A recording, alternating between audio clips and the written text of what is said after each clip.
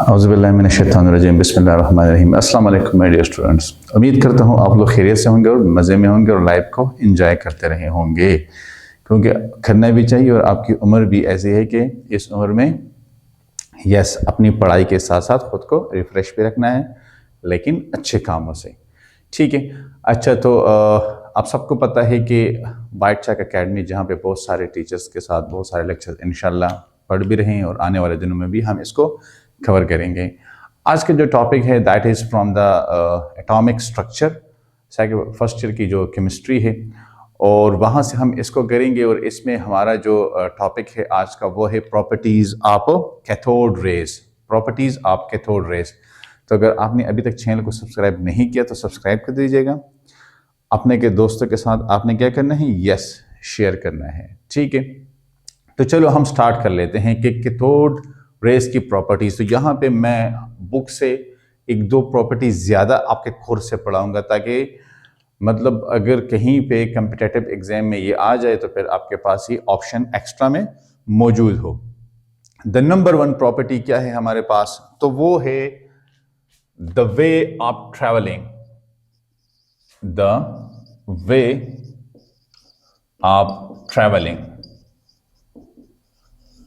मतलब यह है कि कैथोड रेस की ट्रैवलिंग किस तरह होती है। तो कैथोड रेस की जो हमारे पास ट्रैवलिंग होती है, तो ये बिल्कुल क्या करते हैं, ये टेढ़े मेढ़े रास्तों से जाते हैं। नो, गलत, बिल्कुल भी टेढ़े मेढ़े रास्तों से नहीं जाते, बल्कि क्या करते हैं, प्लस ये हमारा एनोड है और ये हमारा कैथोड है। ठीक है। जब भी कैथोड रेस की जो ट्रैवलिंग होती है वो परपेंडिकुलर, वो क्या, वो परपेंडिकुलर, इसको हम कहते हैं परपेंडिकुलर टू द, किस चीज के परपेंडिकुलर है, ये परपेंडिकुलर है कैथोड के। हम कहते हैं कि cathode rays travelling perpendicular to the cathode. मतलब यह है कि ये जो कैथोड रेज है ये परपेंडिकुलर टू द कैथोड है। ये हमारे पास आ गया है कैथोड, ये हमारे पास आ गया है एनोड। ठीक है। अब यहां पे इन कैथोड रेस को आप देख ले, ये हमारे पास है कैथोड रेस। क्या है, कैथोड रेज। मतलब यह है कि ये कैथोड रेज हमारे पास इस कैथोड के परपेंडिकुलर, इस कैथोड के परपेंडिकुलर, तो ये इस तरह परपेंडिकुलर मूव कर रहे होते हैं टुवर्ड्स द एनोड के बाज़ औक़ात वी फील दैट कि इट सीम्स लाइक्स कि ये जो हमारे पास कैथोड रेज हैं ये कैथोड से ही ओरिजिनेट होते हैं, वहीं से इसकी प्रोडक्शन होती है। ठीक है। तो ये इसकी जो ट्रेवलिंग है, और इसको हम कहते हैं कि travelling in a straight line. Travelling in a straight line, travelling in straight line. ठीक है। तो ये इसकी जो हमारे पास है द नंबर वन प्रॉपर्टी। तो नंबर वन प्रॉपर्टी क्या है, way of travelling, cathode rays travelling in a straight line perpendicular to the surface of cathode and it seems like these are originated from the cathode। ठीक है। Next हमारे पास है effect of electric field. Second, effect of electric field. मतलब यह है कि electric field के इसके ऊपर क्या असर होता है। तो इलेक्ट्रिक फील्ड का जो इसके ऊपर असर होता है वो कुछ यूं है कि अगर हम प्लेट्स लगाएं, और प्लेट्स कैसे लगाएं, तो अगर मैं कहूं कि हमारे पास, हम सपोज करते हैं एक यहां पे हम बड़ा सा डायग्राम बना लेते हैं। ठीक है। और उसी पे फिर ये बाकी प्रॉपर्टीज भी हम कवर कर लेंगे। उसमें जो है ना, कुछ को मिटाएंगे और कुछ को दोबारा बनाएंगे। तो ये हमारा आ गया है डिस्चार्ज ट्यूब। भूल गए हैं आप discharge tube, the tube which works under the reduce pressure, the glass tube.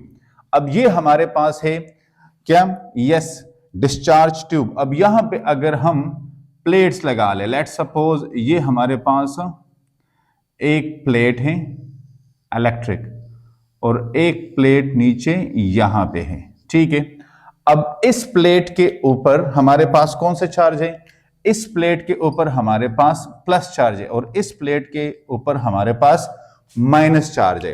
अब यहां से जब कैथोड रेस की मतलब यह है कि मूवमेंट होगी, ट्रेवलिंग होगी, तो ये कैथोड रेस बेंड होंगे towards this positive plate, towards this positive plate. देखिए अब ये हमने क्या अप्लाई किया? ये हमने अप्लाई किया इलेक्ट्रिक फील्ड। क्या? Electric field. और ये हमारे पास ये जो प्लेट्स है, एक ये वाली और एक हमारे पास ये वाली, ये इसको हम कहते हैं कि electrically charge plates, electrically charge plates. ये हमारे पास इलेक्ट्रिकली चार्ज प्लेट्स है। मतलब यह है कि इन दोनों प्लेट्स के ऊपर पॉजिटिव और नेगेटिव चार्ज है। क्या है? पॉजिटिव और नेगेटिव चार्ज है। अब यहां पे हमारे पास ये जो है ये इसके ऊपर क्या करता है? यस, इसके ऊपर ये पॉजिटिव प्लेट की तरफ मूवमेंट करता है इंस्टेड ऑफ नेगेटिव। क्यों? क्योंकि कैथोड रेस की जो नेचर है, आपने पहले लेक्चर में देखा था कि कैथोड रेस क्या है, बेसिकली इलेक्ट्रॉन है। तो कैथोड रेस की जो नेचर है वो है इलेक्ट्रॉन की, और इलेक्ट्रॉन के ऊपर माइनस चार्ज होता है। लिहाजा ये माइनस प्लेट से क्या करेंगे? रिपल्शन करेंगे, एक दूसरे को रिपेल करेंगे। तो जब ये रिपेल करेंगे तो इसके पास दूसरा ऑप्शन मौजूद है, और वो किस चीज का है? यस, वो है हमारे पास पॉजिटिवली चार्ज प्लेट का। तो वो यहां पे मौजूद है। लिहाजा ये रेज जो ट्रेवलिंग करेंगे तो ये पॉजिटिव प्लेट की तरफ मूवमेंट करेंगे। ठीक है, अब हम सपोज करते हैं थर्ड वन को। तो यहां पे हम कहते हैं कि bending towards positively charge plate, positively charge plate. ठीक है, अब नेक्स्ट हमारे पास जो थर्ड प्रॉपर्टी है तो वो किस चीज की है? थर्ड प्रॉपर्टी हमारे पास है इफेक्ट ऑफ मैग्नेटिक फील्ड। अब ये तो हमने इलेक्ट्रिक फील्ड का रोल पढ़ लिया, अब हम मैग्नेटिक फील्ड का रोल पढ़ लेते हैं। अब मैग्नेटिक फील्ड में हम क्या करेंगे? मैग्नेटिक फील्ड में हम सपोज करते हैं कि ये जो हमारे पास रेज है ये ट्रेवलिंग कर रहे हैं। हमने क्या किया? हमने यहां पे एक नॉर्थ पोल है, एक साउथ पोल है। ठीक है, ये जो इनके दरमियान अट्रैक्शन है या जो लाइनिंग है जो इन दोनों प्लेट्स को ज्वाइन कर रही है, इनको कंबाइन कर रही है। तो वहां पे क्या हो रहा है? ये रेज जब ट्रेवलिंग करती है तो ये इस प्लेट के परपेंडिकुलर क्या करती हैं? ये जो लाइंस है जो दोनों को ज्वाइन कर रही है। किसको ज्वाइन कर रही है? यस, नॉर्थ और साउथ पोल को, इस मैग्नेट को। तो ये इसके परपेंडिकुलर क्या करती हैं? यस, ये इसके परपेंडिकुलर मूवमेंट करती है। अब आप देख ले, समझ लें, ये यू शेप का मैग्नेट है। ये यहां से जो है ना वो ये रेस ट्रेवलिंग कर रही है। ये इसका साउथ पोल है। देखिए अगर आपको समझ आ रहा है, ये वाला साउथ पोल है। ठीक है, ये जो मेरे इंडेक्स फिंगर है और ये जो थंब है ये नॉर्थ पोल है। अब जब ये इस तरह की ट्रेवलिंग करती है, ठीक है, ट्रेवलिंग करती है, तो जब ये मैग्नेटिक फील्ड को हम अप्लाई करते हैं तो ये इसके परपेंडिकुलर मतलब यूं इसके जो है ना वो क्या कर लेती है? यस, मोशन कर लेती है यूं। ठीक है, परपेंडिकुलर ऊपर की तरफ। अब यहां पे वो जो 2D पे ये बन नहीं रहा, तो ये इसके परपेंडिकुलर। देखिए समझ आ गई है ना? ये देखिए ये ट्रेवलिंग कर रही, जब ये मैग्नेट से पास होती है, ये टू पोल्स है, तो ये इसकी यू परपेंडिकुलर यूं जो है ना ये इसके मूवमेंट करती है। तो लिहाजा जब हम मैग्नेटिक फील्ड को अप्लाई करते हैं तो वो इसके जो लाइंस को ज्वाइन कर रही है उसके परपेंडिकुलर मूवमेंट कर रही है। ठीक है, तो आप कहेंगे कि bend towards the lines joining north and south poles perpendicular.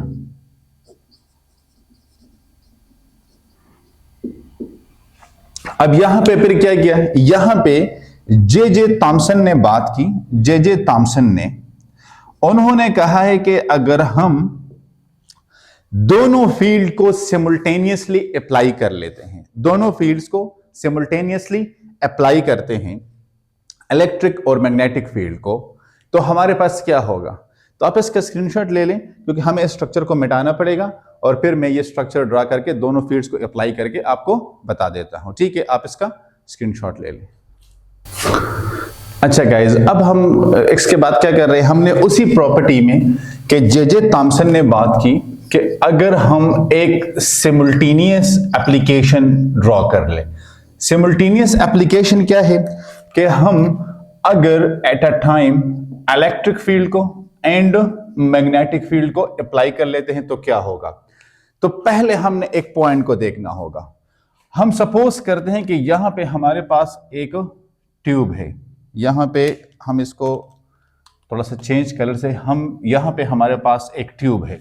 ठीक है, अब यहां पे क्या हुआ कि जब हमने जस्ट, मैं टिक मार्क करता हूं, ये है इलेक्ट्रिक फील्ड, हमने इलेक्ट्रिक फील्ड को अप्लाई किया तो ये जो रेस थे इन्होंने यहां पे पॉइंट 1 पे स्ट्राइकिंग की। पॉइंट 1 हमारे पास क्या है, इन्होंने वहां पे स्ट्राइकिंग की।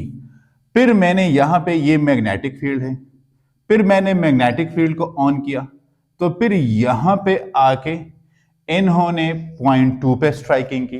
कहां पे, पॉइंट 2 पे स्ट्राइकिंग की।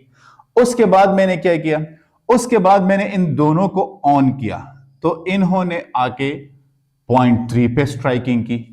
मेरे कहने का मतलब यह है कि अगर हम जस्ट इलेक्ट्रिक फील्ड को अप्लाई कर लेते हैं, मैग्नेटिक फील्ड नहीं है वहां पे, तो ये जो हमारे पास कैथोड रेज है ये पॉइंट 1 पे स्ट्राइकिंग करेंगे, मतलब they will deflect towards the electric field, they will deflect towards the electric field in case number 1। In case number 2, अगर मैंने इलेक्ट्रिक फील्ड को स्विच ऑफ किया और जस्ट मैग्नेटिक फील्ड को स्विच ऑन किया तो ये जो मेरे पास रेस थे ये पॉइंट 2 की तरफ जाएंगे। It mean they will deflect towards the magnetic field. In third case मैंने इलेक्ट्रिक और मैग्नेटिक फील्ड दोनों को स्विच ऑफ किया। आ रही समझ में? Keep that in mind, I need your focus, I need your attention कि मैंने दोनों फील्ड्स को ऑफ किया, still these particles are traveling in a straight line। Number 1 property में हमने ये बात की थी, they will strike at a point 3। अब मैंने केस नंबर 4 में दोनों इलेक्ट्रिक और मैग्नेटिक फील्ड को स्विच ऑन किया। क्या किया, स्विच ऑन किया, दोनों एक्टिव है। they will cancel out the effect of each other। are you getting my point? कि ये फील्ड और ये फील्ड एक दूसरे को कैंसल आउट कर रहे थे। जब ये कैंसल आउट कर रहा है इट मीन ये जो रेज है ये स्ट्रेट लाइन में ट्रेवलिंग करेंगे, क्योंकि ना डाउन से कोई इसके ऊपर इफेक्ट है ना अपवर्ड पोजीशन से कोई इफेक्ट है, लिहाजा ये स्ट्रेट लाइन में ट्रेवलिंग कर रहे हैं। तो इट मींस कि हमारे पास ये जो एनोड है, ठीक है, यहां पे एनोड और यहां पे ये हमारे पास कैथोड, ये जो कैथोड रेज है इसके ऊपर इफेक्ट है किस चीज का, यस इसके ऊपर इफेक्ट है इलेक्ट्रिक और मैग्नेटिक फील्ड दोनों का। क्यों इफेक्ट है, क्योंकि ये चार्ज पार्टिकल है।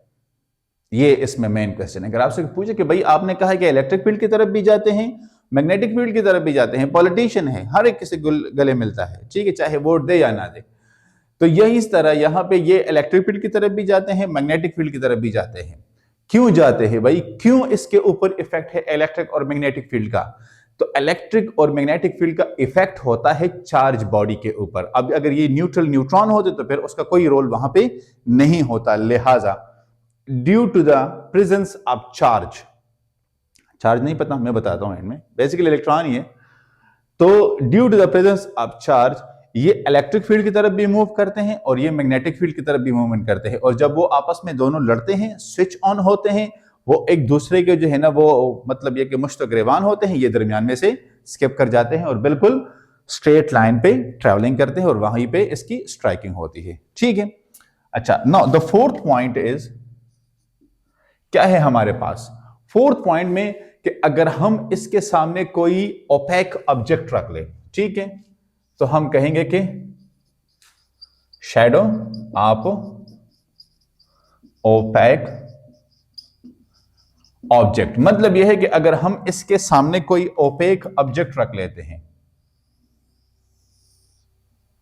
ठीक है, यहीं से ये ट्रैवलिंग कर रहे होते हैं, यहां पे आपने ये एक ऑब्जेक्ट रख ला और यहां पे लेट सपोज फोटोग्राफिक प्लेट है, तो इसके ऊपर क्या होगा, शैडो बन जाएगा। क्या बन जाएगा, शैडो। तो मतलब यह है कि ये हमारे पास ऑब्जेक्ट है और ये उसकी जो है ना वो शैडो है।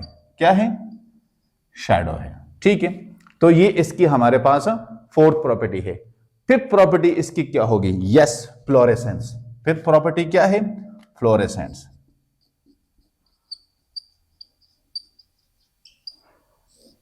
तो आपको पता है कि ये फ्लोरेसेंस प्रोड्यूस करता है, दे मतलब कैथोड है, प्रोड्यूस फ्लोरेसेंस। और ये फ्लोरेसेंस कहां पे प्रोड्यूस करता है, तो अगर आपको याद हो तो कैथोड रे ट्यूब या डिस्चार्ज ट्यूब एक्सपेरिमेंट में हमने बात की थी कि यहां पे अगर मतलब ये एक ग्रीन सा जो है ना वो क्या करते हैं, ग्लो प्रोड्यूस करते हैं, और उस ग्लो को हम क्या कहते हैं, फ्लोरेसेंस कहते हैं। तो यहां पे इसका मतलब यह है कि जब ये कैथोड रेज मूव करते हैं कैथोड से एनोड की तरफ, तो कैथोड से एनोड की तरफ अगर वहां पे हम फोटोग्राफिक प्लेट लगा ले अपोजिट टू द कैथोड, तो ये वहां पे फ्लोरेसेंस प्रोड्यूस करते हैं जब ये यहां पे वॉल पे स्ट्राइकिंग करते हैं, जब ये वॉल पे स्ट्राइकिंग करते हैं। ठीक है, अच्छा, the sixth one is mechanical motion of paddle wheel. मतलब यह है कि हमारे पास अगर हम इसके सामने, इन रेस के सामने, सपोज हम यहां पे देखते हैं या यहां पे इसको कर लेते हैं कि इन रेस के सामने हमने इस तरह का जो है ना वो एक व्हील रख दिया, तो जब ये इसके ऊपर स्ट्राइकिंग करते हैं तो ये उसमें रोटेशन काज करते हैं।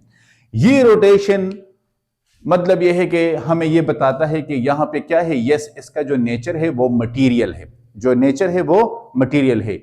ये जो मैकेनिकल वर्क करता है, ठीक है, ये मटेरियलिस्टिक नेचर है, मटेरियल नेचर है, लिहाजा ये पेडल व्हील की रोटेशन काज करते हैं और इससे हमें एक प्रॉपर्टी का फिर पता चल जाता है। ठीक है, the seventh one is kinetic energy. Kinetic energy मतलब यह है कि इसकी अपनी काइनेटिक एनर्जी होती है। अब काइनेटिक एनर्जी का हमें कैसे पता चलेगा, yes, raise the temperature of thin sheet. अगर इसके सामने हम कोई शीट रख ले, कोई एल्यूमिनियम वगैरह की शीट इसके सामने रख ले और ये इसके ऊपर स्ट्राइकिंग होती है, उसका टेम्परेचर इंक्रीज हो जाता है। तो टेम्परेचर इंक्रीज होता है, इस मीन कि इसकी अपनी काइनेटिक एनर्जी होती है। उस काइनेटिक एनर्जी की वजह से जब ये मूवमेंट करते हैं तो ये वहां पे स्ट्राइकिंग करते हैं, पार्टिकल्स की कोलिजन होती है और जब वहां पे कोलिजन होती है तो हीट जनरेट होता है और वही फिर हीट जो है ना वो कंडक्टर में मूव करता है। तो अगर ये सेंटर में, तो हमें जो है ना वो कॉर्नर्स पे वो हीट फील होता है। ठीक है, तो इट मीन कि इसकी अपनी काइनेटिक एनर्जी होती है। अब काइनेटिक एनर्जी फिर जब इसकी एमिशन होती है वो वहां पे जो पोटेंशियल डिफरेंस है उस पर डिपेंड करती है। जितना पोटेंशियल डिफरेंस ज्यादा होगा इतनी ही इसकी काइनेटिक एनर्जी, इसकी जो एमिशन है, इसकी जो मूवमेंट है, इसकी जो मतलब यह है कि ट्रांसफॉर्मेशन है, वो सारा कुछ हाई होगा। लिहाजा ये हमें बताता है कि यहाँ पे इस प्रॉपर्टी से कि अगर हमने थिन फॉइल कोई इसके सामने रख लिया, उसका टेम्परेचर इसने इंक्रीज कर दिया, इट मीन कि इट हैज सम अमाउंट या some kind of kinetic energy. ठीक है, ये इसकी हमारे पास आती है 7 प्रॉपर्टी। 8 प्रॉपर्टी क्या है, तो इसका आप लोग स्क्रीनशॉट ले रहे, मैं 8 प्रॉपर्टी पे फिर आता हूं।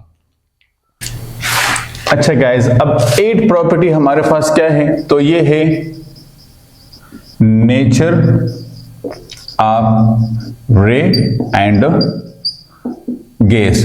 इसका मतलब यह है कि अगर आप कैथोड रेस के लिए कोई भी गैस इस्तेमाल कर लें, मतलब यह है कि जो डिस्चार्ज ट्यूब एक्सपेरिमेंट हम पढ़ रहे थे वहां पे आप हाइड्रोजन गैस इस्तेमाल करते हैं, हीलियम गैस इस्तेमाल करते हैं, कोई और गैस इस्तेमाल करते हैं, तो कैथोड रेस की जो प्रॉपर्टी है उसके ऊपर इसका फर्क नहीं पड़ता, उसकी प्रॉपर्टीज सेम रहती है। इट मीन के कैथोड रेज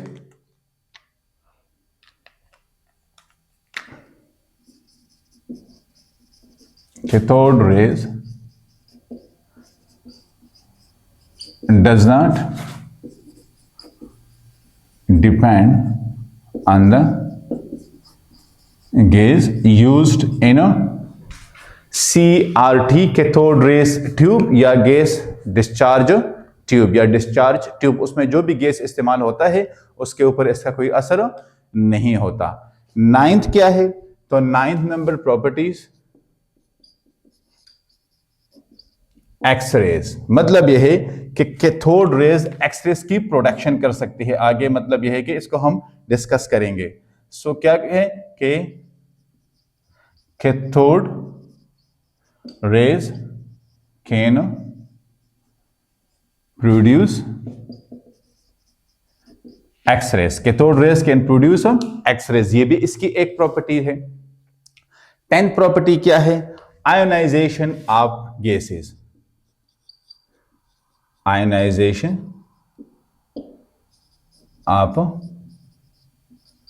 गैसेस। यस, ये गैसेस को आयोनाइज कर सकता है क्योंकि गैस पार्टिकल में से, ठीक है, ये क्या करता है, वहां से इलेक्ट्रॉन को निकाल लेता है तो उसके ऊपर क्या आ जाता है, चार्ज आ जाता है। लिहाजा इसकी जो है ना वो ये प्रॉपर्टी है कि ये किसी भी गैस मॉलिक्यूल से इलेक्ट्रॉन को निकाल सकता है। इन केस अब हाइड्रोजन अगर ये इलेक्ट्रॉन को निकालेगा तो पीछे क्या होगा, प्रोटॉन, जिसको हम कहते हैं डिस्कवरी ऑफ प्रोटॉन। तो ये इसकी जो नेचर है आयोनाइजेशन ऑफ गैसेस वो बहुत ज्यादा यूजफुल है in the field of chemistry.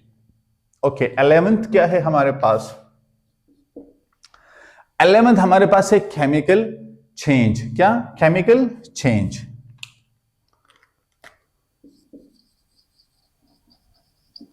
तो ये तो नाम से ही आपको क्लियर हुआ होगा। अच्छा, क्या चैनल को सब्सक्राइब करना है? यस, आप सब्सक्राइब भी कर दीजिएगा और अपने दोस्तों के साथ भी शेयर कर दीजिएगा। अच्छा, अब इसकी जो नेचर है रिड्यूसिंग इफेक्ट की, ठीक है, ये रिड्यूसिंग इफेक्ट की जो नेचर है, रिड्यूसिंग और ऑक्सीडाइजिंग दोनों इफेक्ट्स के लिए आप चैप्टर नंबर 12 में जाए, वहां पे इलेक्ट्रोकेमिस्ट्री मैंने इस चीज को डिटेल में पढ़ाया था, ठीक है। अब वहां पे आप इसकी जो रिड्यूसिंग इफेक्ट है उसकी वजह से ये किसी भी हमारे पास जो रिएक्शन होता है, या मैं अगर आपको सिंपली कहूं कि ये जब आयन्स बनाता है, आयोनाइजेशन करता है, तो ऑब्वियसली जब भी किसी न्यूट्रल स्पीशी को आप आयन्स में कन्वर्ट करते हैं, उसकी आयोनाइजेशन करते हैं, तो वहां पे केमिकल चेंज की जो है ना वो प्रोडक्शन होती है। तो ये जो केमिकल चेंज है ये आया है आयोनाइजेशन की वजह से, और आयोनाइजेशन हुई है किस चीज की वजह से? यस, ये हुई है कैथोड रेज की स्ट्राइकिंग की वजह से, ठीक है। तो ये केमिकल चेंज को कॉज करता है। अच्छा, ठीक है। अच्छा, अब हमारे पास नेक्स्ट क्या है? नेक्स्ट ये है कि इसके ऊपर चार्ज क्या है। तो यहां पे हम बात कर लेंगे कि चार्ज ऑन कैथोड रेज। अब कैथोड रेज क्या है? कैथोड रेज बेसिकली इलेक्ट्रॉन है। तो इलेक्ट्रॉन के ऊपर क्या चार्ज है? हाँ बोले, इलेक्ट्रॉन के ऊपर चार्ज है हमारे पास 1.60, ठीक है, इलेक्ट्रॉन के ऊपर चार्ज है 1.6022 इंटू 10⁻⁻19 कूलम, ठीक है। अच्छा, 13 number charge to mass ratio, charge to mass ratio of cathode rays. तो charge to mass ratio of cathode rays, तो यहां पे हम बात कर रहे हैं कि charge to mass ratio of cathode rays is equal to, अगर मैं इसको इस तरह लिख लूं, cathode rays is equal to charge to mass ratio of electron is equal to 1.75 into 10⁻11 coulomb per kg। ये इसकी चार्ज टू मास रेशो की वैल्यू है। क्या है? चार्ज टू मास रेशो की वैल्यू है, ठीक है। यहां पे आ गई हमारी कितनी? 13 प्रॉपर्टीज, ऑलमोस्ट 13 प्रॉपर्टीज। अब यहां पे हम एक कंक्लूजन ड्रॉ कर लेते हैं। अब कंक्लूजन क्या है हमारे पास? कंक्लूजन बेसिकली हमारे पास है कि ये जो सारी प्रॉपर्टीज को हम पढ़ लेते हैं, इन सारी प्रॉपर्टीज से हम एक नतीजे पे पहुंचे हैं, और वो क्या है कि एटम इज ब्रेकेबल।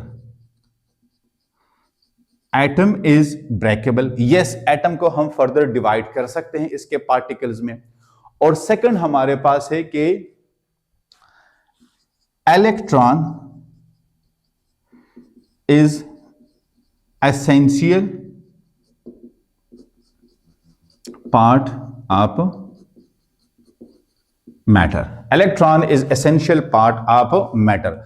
अब ये सारी बातें हमें कैसे पता चली? जब ये सारी प्रॉपर्टीज हम पढ़ लेते हैं, इनके काइनेटिक एनर्जी, इनकी मोशन, नेचर, आयोनाइजेशन, ये जो केमिकल चेंज क्रिएट करता है, ये सारी प्रॉपर्टीज को अगर हम देख लें तो वहां से हमें क्या अंदाजा होता है? वहां से हमें यही अंदाजा होता है कि ये हमारे पास बेसिकली ब्रेकेबल भी है एटम, और सेकंड इलेक्ट्रॉन के बगैर मैटर इनकम्प्लीट है। तो यस, इलेक्ट्रॉन मैटर का रिस्पॉन्सिबल पार्ट है।